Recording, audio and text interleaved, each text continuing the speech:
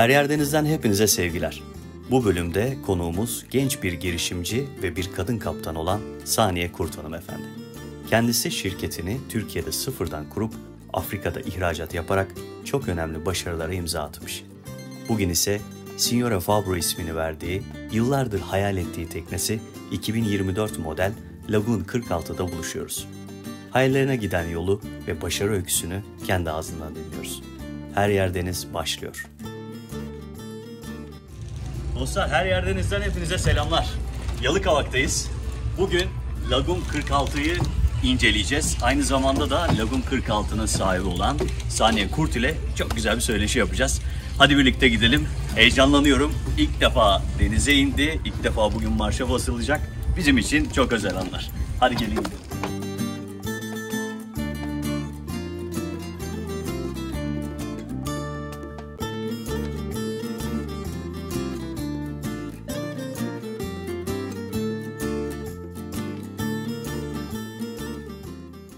Dostlar, Her Yerdeniz'den hepinize selamlar, sevgiler.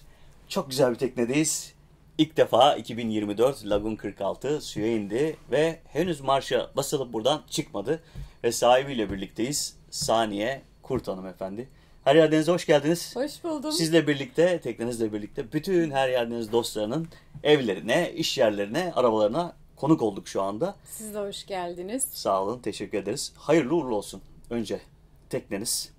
Üstünde ilk defa oturduk, sohbet ediyoruz galiba. Evet. Dün akşam da ilk defa kaldınız. Evet, dün o akşam yüzden... ilk kaldık ve çok heyecanlıyız. Hala heyecanımız üzerimizde. Yani çok heyecanlıyız. Çok güzel bir duygu.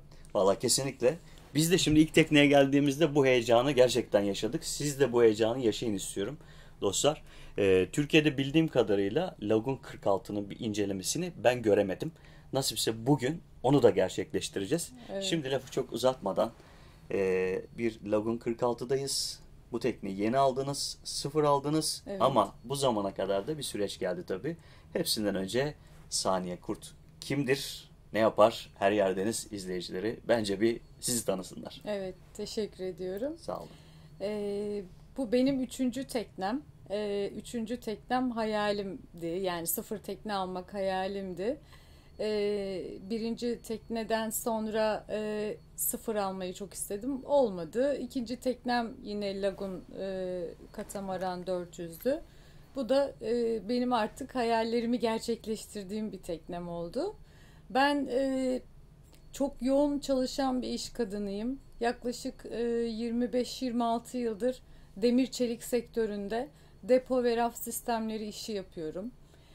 Türkiye'de, İstanbul'da, Afrika'da, Gana'da ve Nijerya'da şirketim var. Bütün sektörlerin A'dan Z'ye bütün gıda, otomotiv, tekstil, medikal, kozmetik bütün sektörlerin depolarının ihtiyaçları olan raf sistemleri işini yapıyoruz. Çok yoğunuz ama her fırsatta ben denizde olmayı ve teknede olmayı çok seviyorum. Özellikle yani yazları 4 ay 5 ay sürekli yoğun bir şekilde teknede yaşıyorum. Evim olarak görüyorum. Yani inanılmaz mutluyum. Sanki bana şöyle geliyor. Yani bütün bir yılın yorgunluğu, stresi, her şeyi denizde ve teknede atmış gibi oluyorsun. Çok keyif veriyor bana. Çok mutlu oluyorum teknede olmayı. Denizde yaşamayı ve sanki bana denizde yaşayan insanlar diğer insanlardan daha farklı gibi geliyor. Hayata bakış açıları, kararları ve karşılarına çıkan herhangi bir problemde o problemle mücadele edebilme stratejisi çok daha farklı geliyor. Ben denizde yaşamanın çok büyük bir ayrıcalık olduğunu düşünüyorum. Yani çok yoğun zaman ayırmak lazım, vakit ayırmak lazım. Çok yoğun bir iş hayatından sonra bunu da başarabilmek gerçekten çok zor. O zamanla her şey oluyor. Bir şekilde altından kalkıyoruz. Vallahi harika. Şimdi siz bu kadar anlatırken tabii büyük ihtimal bizi izleyenlerden vay be biz bu yoğun çalışma hayatının içerisinde şunu yapamadık diyenler muhakkak vardır. Şimdi siz Türkiye'de bir üretim tesisiniz var. Evet. Aynı zamanda yurt dışına ve hatta Afrika'ya ihracat yapıyorsunuz. Evet. Orada depolarınız var. Evet. Burada ciddi yoğun bir iş sektörü var. Ve Evet. hala devam ediyor dostlar. Yani bitmiş ya da kendinizi emekli etmiş değilsiniz. Değilim. Bu yoğun hayatın içerisinde bir de deniz hayatınız var. Şimdi bu deniz hayatı nasıl başladı ve bu kadar yoğun hayatın içerisinde ikisini bir nasıl götürüyorsunuz? Şimdi Evet. bu formülü verirseniz hepimiz burada faydalanırız diye düşünüyorum.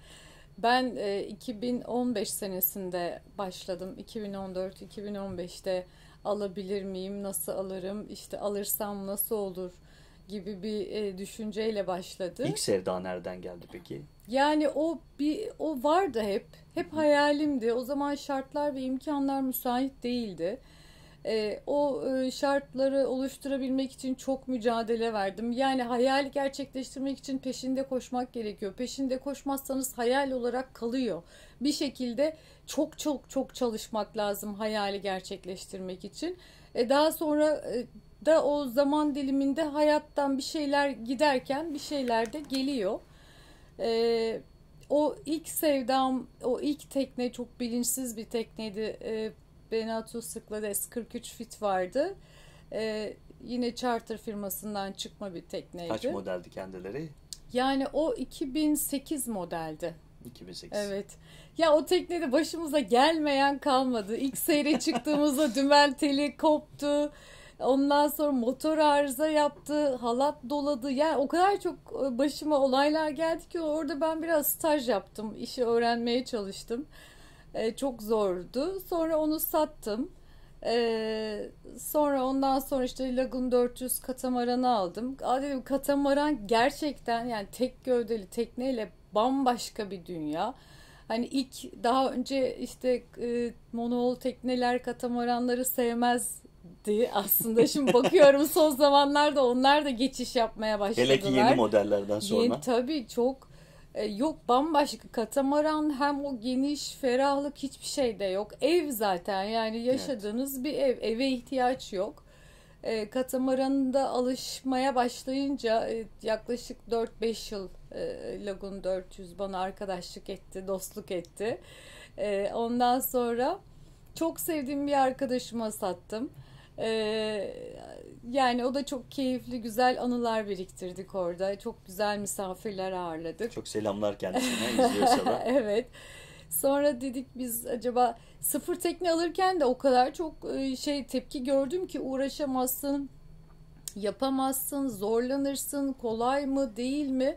Ya ben de denemek istedim, tecrübe etmek istedim. Sıfır tekne almak yani nasıl bir şey? Yani kervan yolda dizilir. Bir bakalım başımıza neler geliyor.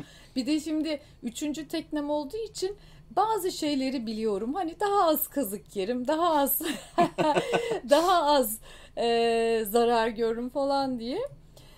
Tabii ki çok fuar gezdim. Yani Cannes'daki fuara gittim, Fort Lauderdale'daki Amerika'daki fuara gittim, Türkiye'deki bütün fuarları gezdim. Lagoon 46'yı seçene kadar bütün katamaranların hepsini içini dışını metrekaresine kadar ezberledim. Onda bu var, bunda şu yok. Onda bu var, bunda şu yok. Hangisini almalıyım? Nerede üretiliyor? Teknik bilgileri neler? Ya o kadar çok konuya hakimdi. Ne alacağımdan emindim aslında. Bu arada Tezmarin'e çok teşekkür ediyoruz. Gerçekten çok güzel ilgi, alaka ve istediklerimizi çok güzel karşıladı. Bence Türkiye'deki Tezmarin çok reklamını yapmış olduk. Çok iyiler. Olsun, memnunsanız ne kadar güzel. Evet, çok memnun olan bütün firmaların bence reklamı evet. zaten yapılmalı. Bütün Tezmarin çalışanlarına da buradan teşekkür selamlar, ediyoruz. sevgiler. Seçim esnasında bütün doğru teknik bilgileri kıyasladım, aldım ve en son buna karar verdim. Lagoon 46 benim için gerçekten çok güzel bir tekne. Tam istediklerimi karşılayan bir tekne. Seçtim ve bütün opsiyon ve şunu soruya geri dönelim. Şunu dedim yani Fransa'dan mümkün olduğunca boş alayım. Türkiye'deki yerli üreticilerimiz kazansın. Yani işte ben hani yerli üreticiyi desteklemeyi de seviyorum. Bir yerli üretici olarak. Evet, yerli üretici olarak elektrikçisi, mobilyacısı, tesisatçısı mümkün olduğunca boştu zaten. Burada birçok opsiyonları yaptırdım.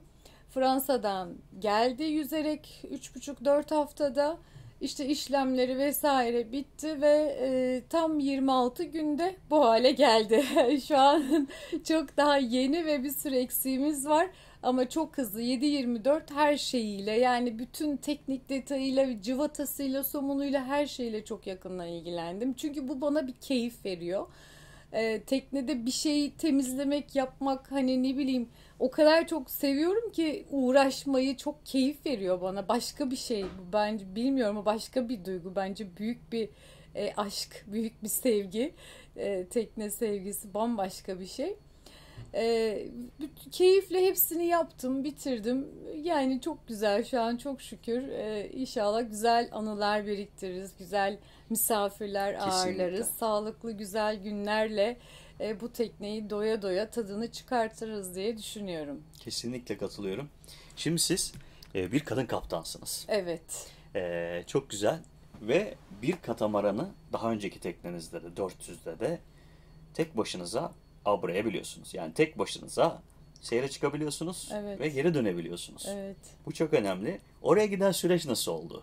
Kendinize cesaret nasıl geldi? Ben çok eğitim aldım. Yani yaklaşık 4 farklı yelken eğitmeninden eğitim aldım. Ondan sonra tek başıma çıkmak o süreci biraz deli cesaretiydi ama çok eğitim aldım. Çünkü birinin öğretmediğini diğeri öğretiyor. Birinin bildiğini diğeri bilmiyor. Evet. O eğitim sürecim bitti. Bittikten sonra dedim ki ben tek başıma kullanabilirim. Bir deneyeceğim. Ee, Tek başıma çıktım. Özellikle hani kontrol edebilmek çok önemli. Bu tekneyi tek başıma bilmiyorum. Daha hiç seyre çıkmadım. Nasıl olacak? Ama orada çok zorlanmadım açıkçası. Yani gayet çok rahat bir şekilde çıktım. Marinaya bir iki manevrayla giriş yaptım. Sonra baktım yapabiliyorum. E, Sürekli hoşuma gidiyordu. Yani bir gün şunu test ettim, hani ne olur ki, en kötü ne olabilir, yani vurursam vururum, sigortası var teknenin, ne olabilir diye. Öyle güzel bir şeydi, güzel bir süreçti, yani hiç zorlanmadım, çok keyifle kullandım. Çok iyi. İstanbul'da da kullandınız mı? Maalesef İstanbul'da bir tekne hayatım olmadı. Yani İstanbul'dan bizi izleyenler, Yalıkavak'tayız şu anda, Bodrum'da. Bu maalesef sözcüğünü öyle algılamamış olabilirler. Çünkü İstanbul'da yelkenlisi olan, yani teknesi olan dostlar, tabii ki o Boğaz'da seyir yapmak başka bir şey ama orada yelken yapamıyorlar biliyorsunuz. Evet. Yasaklı bir alan var. Ve gidip gelebildikleri yerler kısıtlı. O yüzden onların buram buram güney burnunda tütüyor biliyorum. Şu anda Bodrum'dayız, Yalıkavak'tayız. Yalıkavak Yalıkavak. Marina'dayız. Bundan önceki tekneleriniz de yine güneydeydi. Bu Evet. lokasyondaydınız Evet, yani. ben hep güneydeydim. Hiç İstanbul'da teknemle olmadım. Tabii tercih sebebiniz Bodrum Havalimanı'nın yakın olması gibi miydi? Yani Ulaşım İstanbul'dan açısından. kaçmak, o kaostan, karmaşadan, trafikten, işten kaçmak gibi geldiği için, bir kaçış noktası gibi geldiği için olabilir. E, Ve zaten katamaranla daha çok gezilecek yerler güneyde. Evet. Dolayısıyla onun da tabii etkisi var. Hiç İstanbul'a, bir gün çok istiyorum belki buradan İstanbul'a doğru gidip seyir yapmayı, ama bakalım ne zaman olur. Bu tekneyle onu da tecrübe edelim. Neyse, Yapılacaklar listesine yazdım şu an. kuzeye doğru gelirseniz biz bekliyoruz. Tamam. Bademli lokasyon olarak Geleceğiz. muhakkak Geleceğiz. orada da bir araya geliriz. Şimdi ben bir soru daha sormak istiyorum. Özellikle genç arkadaşlar, bizi izleyen genç arkadaşlar için kendi başarı öykünüz de çok ilgi çekici. Bir kadın kaptan olmanızın yanında bir kadın girişimcisiniz. Evet. Aynı zamanda Türkiye'de bizi temsil ediyorsunuz, ihracat yapıyorsunuz. En önemlisi, en çok aradığımız üretimi yapıyorsunuz. Buradaki başarı öykünüzü de biraz ben izleyicilerimizin dinlemesini istiyorum. Gerçekten birçok insana umut olacak bir başarı öykünüz var. Biraz buradan bahsedersek. Tam bahsedelim. Ben ya 1999'dan beri yani inanılmaz çok yoğun çalışıyorum. 1999'dan 8 sene bir şirkette sigortalı çalıştım. Maaşlı çalıştım. O çalıştığım şirketin ihracat, satış ve bir sürü departmanlarında çalıştım. Ondan sonra Türkiye'nin o zorlu dönemlerinde çok böyle krizlerin, ekonomik krizler hep oluyor ülkemizde. O çok zorlu dönemlerinde şunu yaptım. Dedim ki ben kendi şirketimi kuracağım. Afrika'ya gideceğim ve Afrika'da bu işi pazarlayıp satacağım diye yola çıktım. Sonra işte elimizdeki avucumuzdaki parayla Afrika'da 22 ülke gezdim. Sonra çok uzun hikaye ama çok kısa anlatayım. 22 ülkede gezdim ve ilk önce Doğu Afrika ile başladım, Kenya ile. Kenya'da ben bu işi nasıl yaparım, nasıl, çünkü orada bu işi yapan yok, çok az. 2 yıl Kenya'da başladım. Ondan sonra oradaki partnerimizden zarar gördük, anlaşamadık. Batıya geçelim dedik. Doğudan batıya geçelim dedik. Batıda da Gana'yı keşfettik. Hatta çok fuarlara katıldım. Çok fuar, yılda 12 tane katılımcı fuarlara katılıp müşteriler bulmaya çalışıyordum. Bir müşterimiz Gana'dan bize sipariş verdi. Sonra nasıl yani falan olduk. Biz de bir gidelim Gana'ya dedik. Öyle bir Gana'ya gittik. Kader bizi, hayat bizi Gana'ya sürükledi. Sonra oradaki müşterimizin işini teslim ettik. Sonra biz Gana'da neler yapabiliriz diye bir araştırmaya girdik. Ve öyle başladım. 2 yıl, 3 yıl Gana'da çalışmaya, kalmaya başladım. Sonra işte Türkiye'de ki şirketi tekrar kontrol etmeye başladık. Ya çok zorlu bir süreçti. Ben çok hatırlıyorum, Nijerya'dan sabah 7'de uçaktan iner. Başka bir ülkeye 2 saat sonra bir toplantıya gider. Ya uykusuz 7/24 çok zorlu, çok yoğun bir çalışma hayatım oldu. Gana'da hiçbir şey hemen kolay olmadı zaten. Hiç öyle kırmızı halılar önümüze serilmedi. Hiçbir şey hazır tepside bize sunulmadı. Hep böyle biz topun peşinde koştuk. Hep mücadele verdik. Çok çalıştık. Çok yani 10 tane ok attık birini tutturabilmek için, ya çok savaş verdik. En son hatta şunu anlatmak istiyorum. Bir sene ilk Gana'ya şirketimi kurduğumda hiçbir şey olmadı. Yapamıyoruz, para harcıyoruz, pazarlama yapıyoruz, depo tuttuk, mağaza tuttuk, işte şirketi kurduk, çalışanları aldık, yaparız ederiz diye. Hani olmuyor, bir senedir çalışıyoruz, bir şey olmuyor. Artık hani olmuyorsa da yapacak bir şey yok dediğim anda arka arkaya bir sürü projeler aldım. Yani büyük projeler aldım. Yani işte bir şeyi peşini bırakmamak lazım. Yaklaşık 6-7 yıldır inanılmaz güzel projeler yapıyoruz. Bize Afrika iyi bir pazarımız. Ve şu an orada ciddi bir çevremiz, tanıdıklarımız var. Sonra işte Selamınızı söyleyebiliriz yani, oraya gittik. Nijerya tarafına geçtik. Sağ olsun Harika. büyükelçilerimiz, ticaret müşavirlerimiz de bize yardımcı oldu. Müşterilerimiz de bize güvendi. Çünkü şu neden Afrika noktasına şöyle cevap verebilirim. Bana göre işte dünya 3 pazardan oluşuyor. Avrupa, Amerika, Orta Doğu, Afrika gibi. O zaman bu kararı verdiğimde şöyle düşündüm. Yani dedim ki Avrupa artık hani yani çok zor. Çok zor ve kâr marjları çok düşük. Zor olanı seçmem gerektiğini düşündüm. Orta Doğu'da çok büyük pazar var ama ya Araplarla da çalışıyorum. O da çok zor. Sanki bana Afrika'nın hem kâr marjı yüksek hem daha kolay gibi, o günün şartlarında benim doğru kararım oydu. Sonra Afrika pazarına bir açıldık. Bir açıldık. Çok iyi, büyük bir müşteri kanalımız oluştu. Büyük bir ağımız oluştu. Ve şu an gerçekten yaptığımız işlerin büyük bir bölümünü Türkiye'de üretip Afrika'ya ihracat yapıyoruz. Hiç pes etmedik. Yani ben aslında pandemi girmeseydi her yıl bir Afrika ülkesinde bir yapılanmaya girmek istedim. Çünkü orada artık Afrika'nın insanını, kültürünü, iklimini, taşını, toprağını, tozunu yuttuğunuz zaman tecrübe ediniyorsunuz. Bir sonraki Afrika ülkesine gitmek için elinizde çok ciddi bir tecrübe, veriler oluyor. Kendi içinde her Afrika ülkesinin dinamikleri var. Yani hiçbiri kolay değil. İşte Cameron Fransızca konuşuyor. Hemen yan tarafı İngilizce konuşuyor. İşte işler çok yavaş. Yani ben Afrika'daki çalışanlarıma beni arabada şu köşede indirir misin diyorum. Adam şöyle köşe arıyor. Yani köşe arıyor. İşte git marketten bir şey al dediğin zaman 10 kere soruyor, alamıyor. Yani gerçekten çok zor ve çok yavaş oradaki her şey. Ama ben onu başardım. Yani pes etmedim, başardım, mücadele ettim. Gerçekten yoksa yani Afrika'yı keşfetmeseydim iş anlamında şu an belki de bu kadar güzel işler başaramayacaktım. Yani çok zor olacaktı. Belki de yapamayacaktım. Yani bunu çok sorguluyorum aslında ben.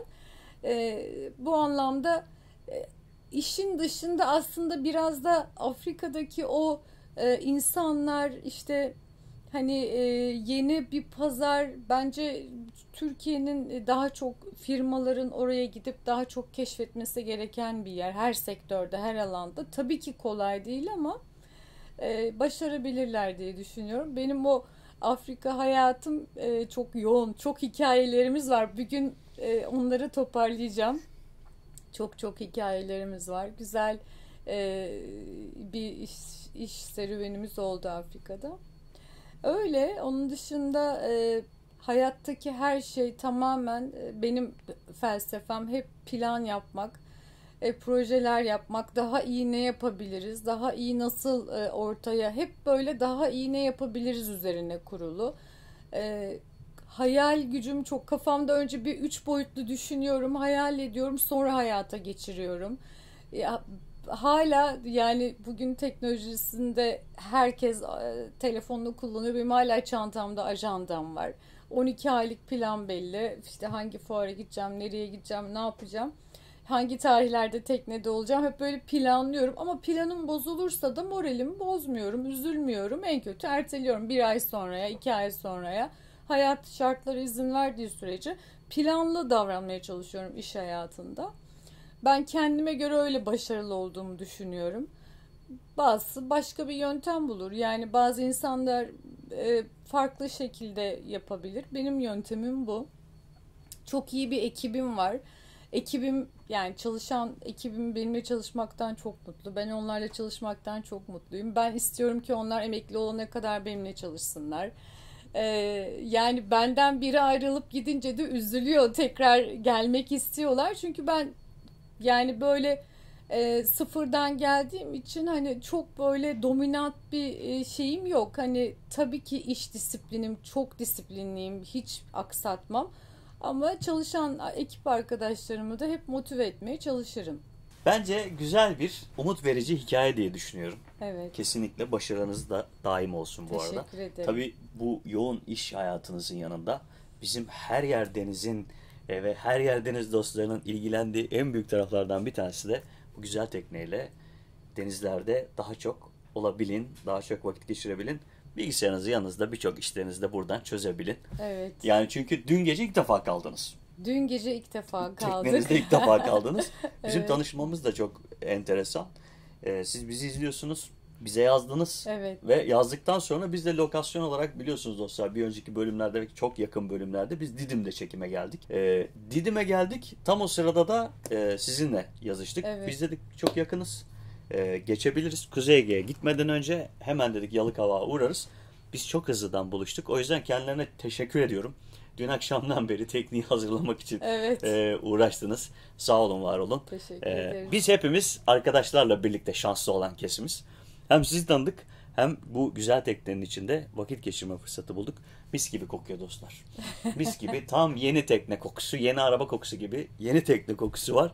Tabii bunun üzerine bir tuz kokusu, bir deniz kokusu sinecektir. Evet. Ki sinsin de zaten.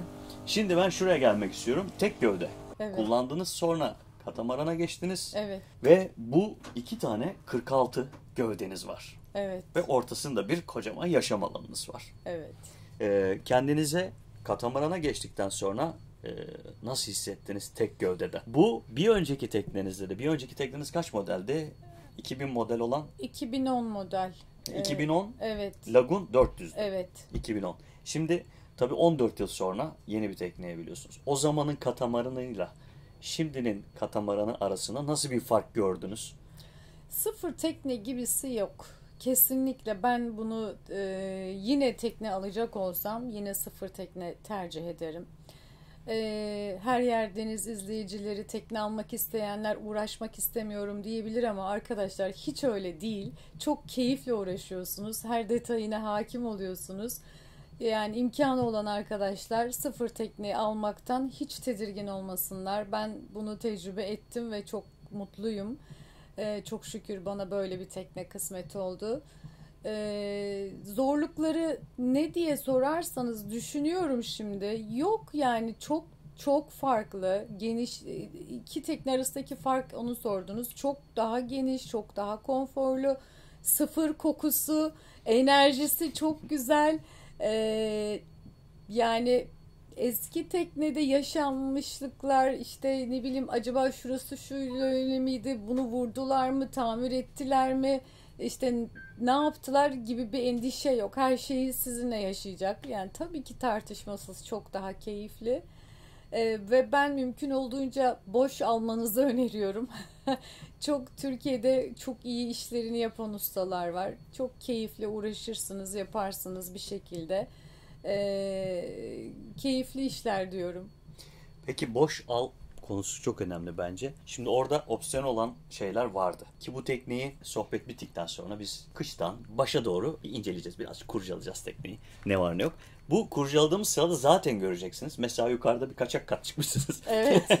Yani teknede olmayan ve Türkiye'de yapılan birçok özellik mevcut. Hatta bazı artı sayılabilecek küçük oynamalar, küçük dokunuşlar da yapılmış teknede. Yaptım. Bunu yapmanızın sebebi ilk başta söylediğiniz yani yerli üreticisi kazansın. Evet. Bir buydu. İki burada da yapılabiliyor. Tabii ki. Üç bence biraz da şey var sizde. O kontrol mekanizması sizde oluyor ya. O da olabilir belki. Yani birebir göreyim. Nasıl üretildiğini bileyim. Bana yakın olsun. Her şeye hakim olayım. Çünkü tekneye bindiğimde ben onu sezdim. En ufak bir kapağın altını biraz kaldırdık. Tam kurcalarken bir saniye orada mıydı bu burada. Yani her şeyin yerine hakimsiniz biliyorsunuz. Evet. Yani bu şey değil. Önemli değil. Verdik çalışanlara. Onları çok bilmiyorum. Onları çalışanlar yaptı demediniz. Evet. Tekneye ilk geldiğim andan itibaren gerçekten Saniye Hanım bütün her şeye hakim. Yani ne zaman takıldı, nasıl takıldı, maliyeti nedir, Evet. nereden geldi, nasıl yapıldı, nerede üretildi. Bunların hepsine hakimsiniz. Bunu da zaten bütün izleyicilere önerdiniz. Yani ben şöyle yaptım. Bir Excel tablosu oluşturdum. Önce bütün yapılacak işlerin listesini teker teker sıraladım. Planlı olmanın verdiği şeyi. Evet. Sıraladım. Sonra 3 tane firmadan teklif aldım. Tamam. O 3 firma verdiği fiyatları diğer aynı özellikte mi değil mi onları yan yana kıyasladım. Sonra nasıl yapacağı ile ilgili telefon görüşmeleri yaptım. Gerek fuarda onları ziyaret ettim. Gerekse kendi yerlerine gittim. Ürünü gördüm. İşte referanslarına baktım. Bu benim aslında kendi isteğim. Hani uğraşmak istemeyenler de olabilir. Ama ben keyif aldığım için tekneyle ilgili her şeyle uğraşmaktan ekstra keyif aldığım için bunu ben yaptım. Şu algı var. Hani Türkiye'de bunu yaptıramazsın. İşte daha zor, iyi yapamazlar. Böyle bir şey yok. Korkunç güzel firmalar var. Çok iyi firmalar var. Ve bunu emin olun Fransa'daki hani orijinalinden çok daha iyi yaptırtabiliyorsunuz. Daha ekonomik bir fiyata yaptırabiliyorsunuz. Yani çok basit bir şey kıyaslamak istiyorum. Opsiyonda 15 bin euro, 40 bin euro olan şey burada 15 bin euro.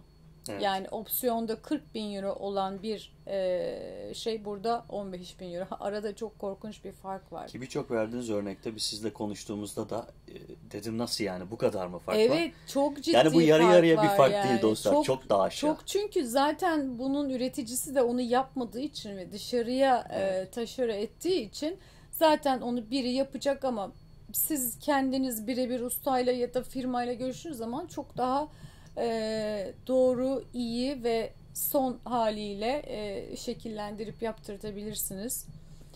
yine Türkiye'de işte bu algı bence değişmesi gerekiyor birçok kişide.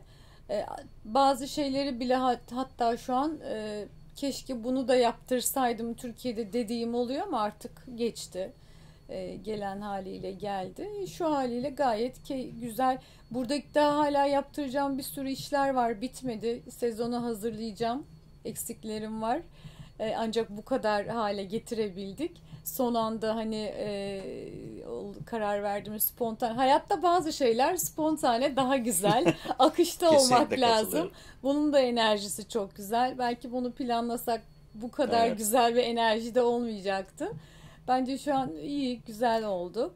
Bence biz bile buna bir örneğiz şu anda. Hiçbir planlamadık yani böyle bir şey. Biz yola çıktığımızda ne tekne ne de sizle burada sohbet edeceğimiz vardı. Ve yola çıktık. Biz yoldayken bizimle birlikte hatta bütün Her Yer Deniz dostları da dahil olmuş oldular bize. Gerçekten dediğiniz gibi bazen yola çıkmak gerekiyor. Evet.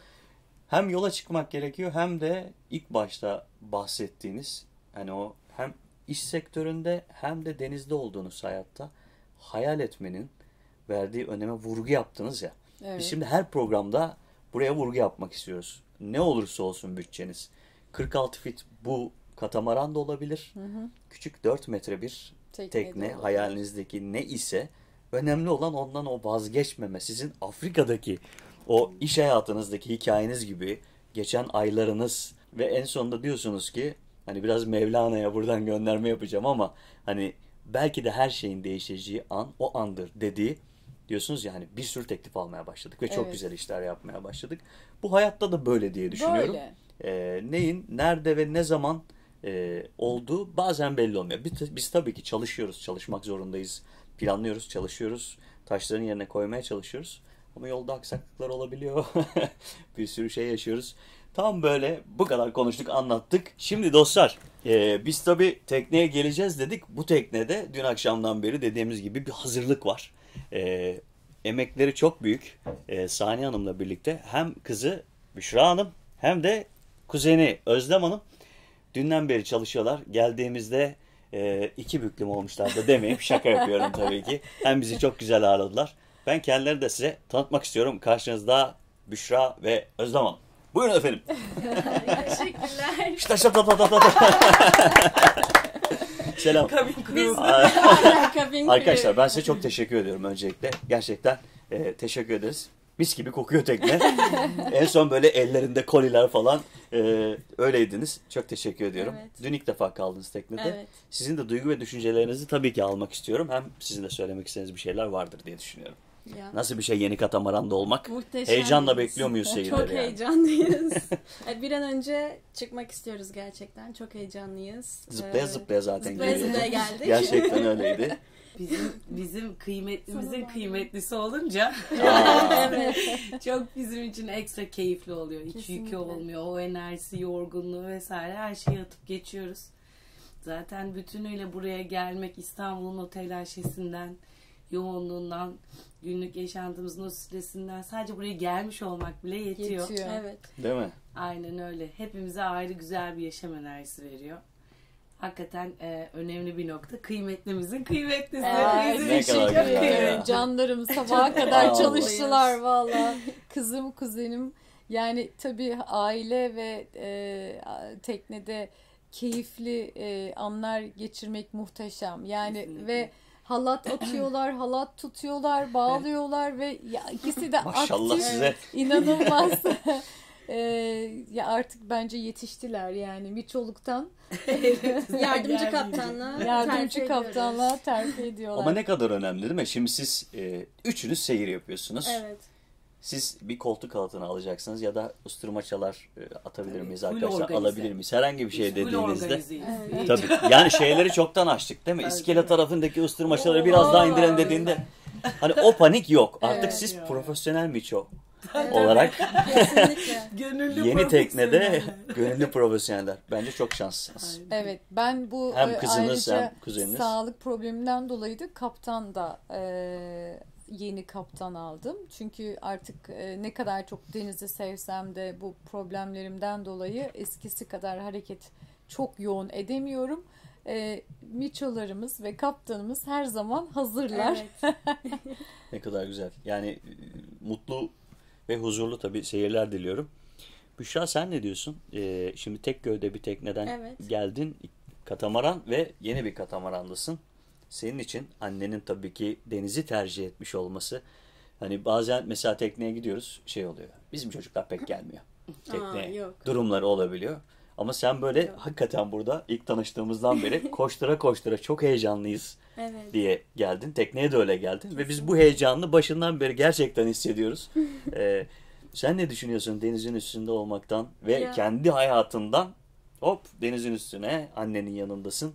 Senin için nasıl bir duygu? Ben çok mutluyum. Kendimi çok şanslı hissediyorum. Hani önce böyle bir iş kadını, girişimci bir annem olduğu için ve daha sonra kadın kaptan olduğu için.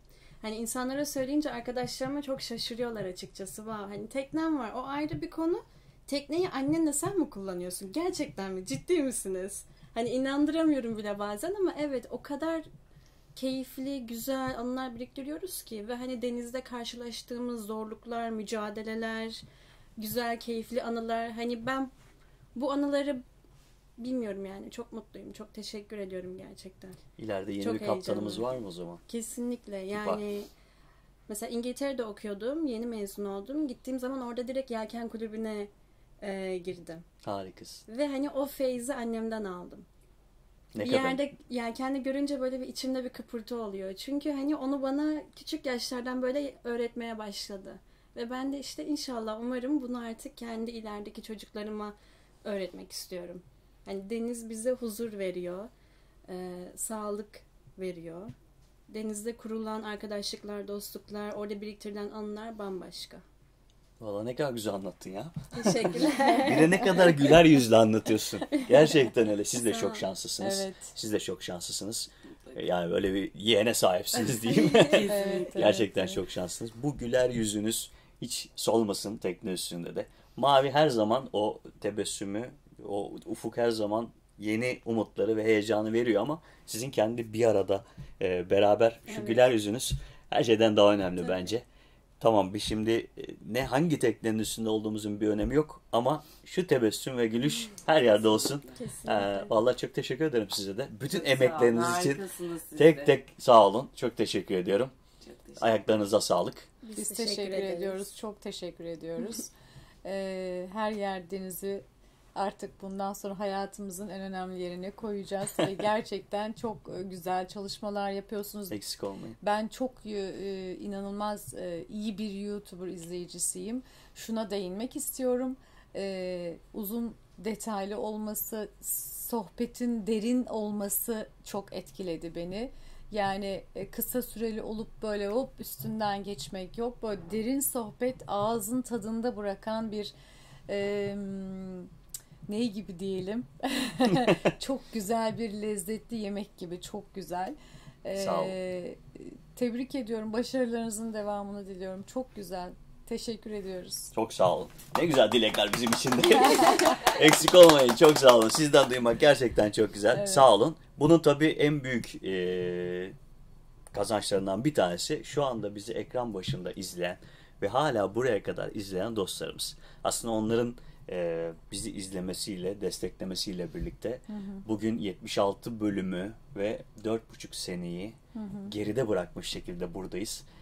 Hiç vazgeçmedik ve çok güzel dostlar tanıyoruz. Sizi tanıyoruz. Sizin sayenizde diğer dostları tanıyoruz. Onlar sizi tanıyor. Denizde Evet. bir araya geliyoruz. Hepiniz yani ve hepimiz çok güzel dostluklar kuruyoruz. Evet. Siz sağ olun, var olun. Hem siz bize fırsat veriyorsunuz, teknenizin kapılarını açıyorsunuz. Biz de kameraların tuşlarına basıyoruz. Biraz da işte mikrofonlarla oynuyoruz. Ne güzel. Sonra biraz da renklerle, kurguyla oynuyoruz evde. Sonra bu mutfaktan çıkan ürünümüzü dostlarımıza veriyoruz. Sağ olun, eksik olmayın. Güzel dilekleriniz için de ben teşekkür ediyorum. Sağ olun, var olun. Teşekkür ederiz. Teşekkürler. Şimdi ben bir şeyi merak ediyorum. Deniz diyoruz ya. Evet. Size neden her yer deniz? Şimdi denizin huzur verici tarafı var. Bütün iş hayatından kendinizi attığınız taraf bu taraf. O tarafta ciddi çok yoruluyorsunuz. Ki İstanbul kaosundasınız. Evet. Büyükşehir kaosundasınız ve kendinizi buraya atıyorsunuz. Size neden tam da her yer deniz diyecek Evet. bir tek dediğiniz her yer deniz. Size gerçekten neden deniz? Ben kendimi burada mutlu hissediyorum. İyi fikirler, yeni düşünceler, sorunlara çözüm bulduğum yer, motive olduğum yer. Bunlardan dolayı ben deniz daha çok diyorum. Bunu çok sorguladım aslında ben. Ayrıyetten şu an devam eden bir sağlık problemim var. Bu sağlık problemimle başa çıkabilmenin de en güzel yeri deniz olarak düşünüyorum. Onun dışında sanki bana şöyle geliyor. İstanbul'da omuzlarımda bir yük var. Bu yük denize geldiğimde gidiyormuş gibi geliyor. Böyle hissediyorum.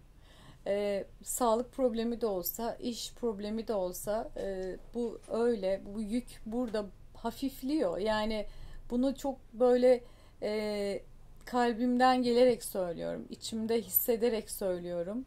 Yüreğim bunu söylerken bile şu an bunu bütün hücrelerim hissetti. Deniz gerçekten bana çok iyi geliyor ve bence herkese iyi gelmez mi? Her yer deniz, izleyicileri beni anlayacaktır. Kesinlikle anlıyorlardır diye düşünüyorum. Evet. Onun dışında ya şu an evet bir sağlık problemim var.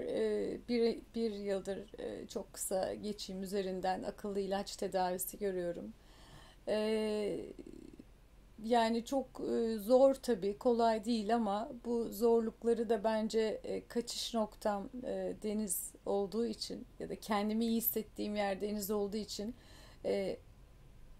şöyle düşünüyorum. Hepimizin doğduğu gün belli ama hepimizin öleceği gün belli, biz bilmiyoruz.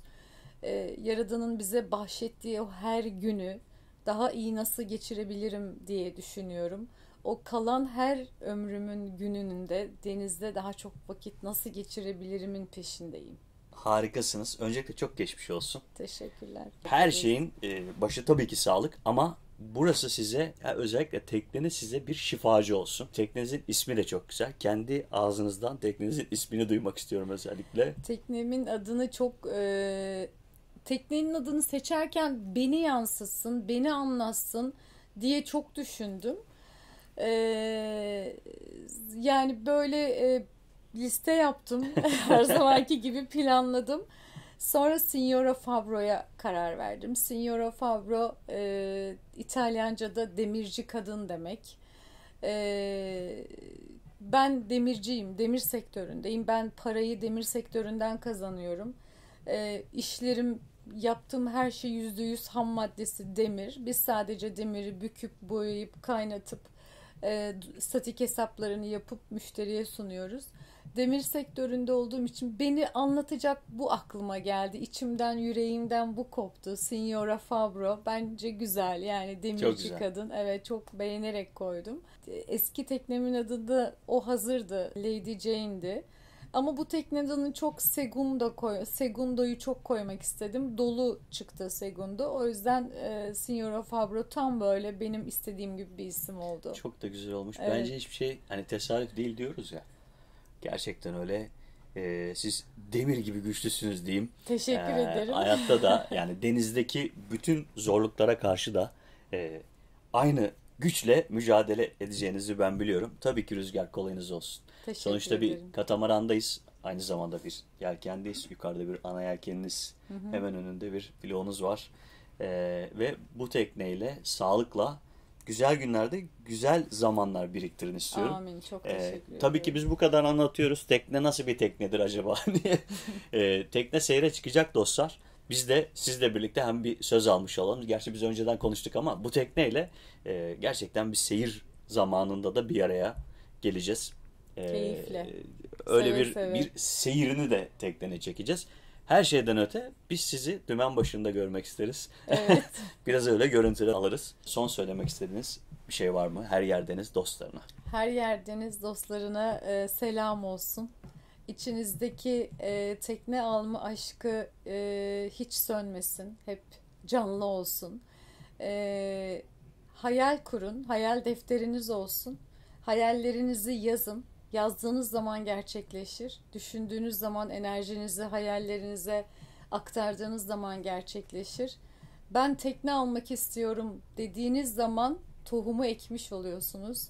Ama sadece alsam mı almasam mı dediğiniz zaman o şekillenmiyor. O yüzden hayalin gücü çok çok çok önemli. Özellikle yazmanızı tavsiye ediyorum tekne almak isteyenlere. Tekne almak istiyorum dediğiniz zaman inanın bazı şeyleri hayatınızda o şekillendiriyorsunuz.